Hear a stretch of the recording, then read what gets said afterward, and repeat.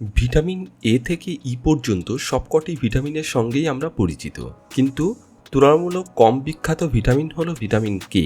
এই ভিটামিনের নাম কম শোনা গেলেও এর গুরুত্ব কিন্তু মোটেও কম নয়। ভিটামিন কে আদতে ভিটামিন কে এর মতো দেখতে কিছু ভিটামিন নিয়ে তৈরি একটি যৌগ। ভিটামিন কে গ্রুপের মধ্যে রয়েছে ভিটামিন কে1 যা ফাইলোকুইনন এবং ভিটামিন কে2 যা মেলাকুইনন নামে পরিচিত।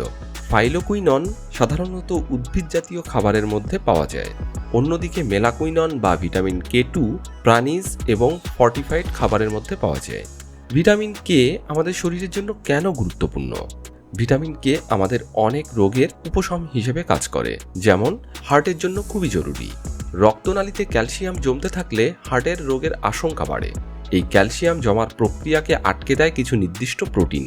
সেই প্রোটিনগুলোকে আবার সক্রিয় করতে কাজ করে ভিটামিন কে, যার ফলে হার্টের রোগের ঝুঁকি অনেকটাই কমে যায়।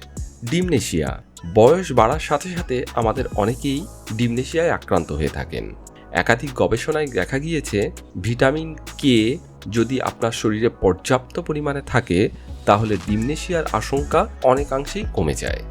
রক্তের সুগার নিয়ন্ত্রণ। ডায়াবেটিসের সুগার নিয়ন্ত্রণে রাখা বিশেষভাবে জরুরি। সুগার থাকলে ইনসুলিন ক্ষরণ কমে যায়। অস্টিওক্যালসিন ইনসুলিন ক্ষরণে সাহায্য করে, আর এই যৌগটিকে সক্রিয় করতে সাহায্য করে ভিটামিন কে।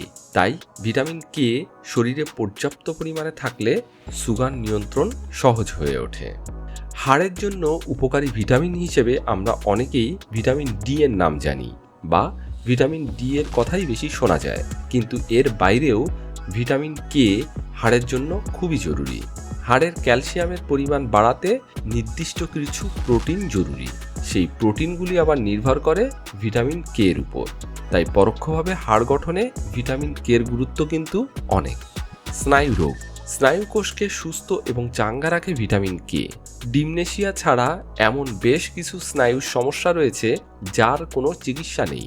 এই রোগগুলি প্রতিরোধ করতে পারে একমাত্র ভিটামিন কে। এখন কথা হলো ভিটামিন কে আপনার শরীরে আসবে কিভাবে? ভিটামিন কে সমৃদ্ধ খাবারগুলো কি কি সেটা আমরা আগে জেনে নিই। প্রথমেই আসে ব্রোকলি।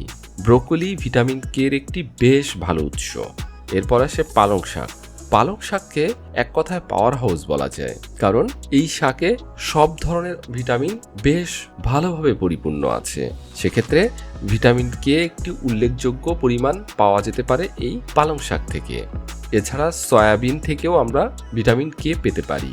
এর বাইরে আছে চিকেন ব্রেস্ট, যাতে ভিটামিন কে বেশ উল্লেখযোগ্য পরিমাণে উপস্থিত থাকে। এছাড়াও ডিম এবং মাংসে সামান্য পরিমাণে ভিটামিন কে পাওয়া যায়। তো এই খাবারগুলো যদি আমরা আমাদের দৈনন্দিন খাদ্য তালিকায় রাখি, সেক্ষেত্রে আমরা ভিটামিন কে এর অভাব আমাদের শরীরে দূর করতে পারবো।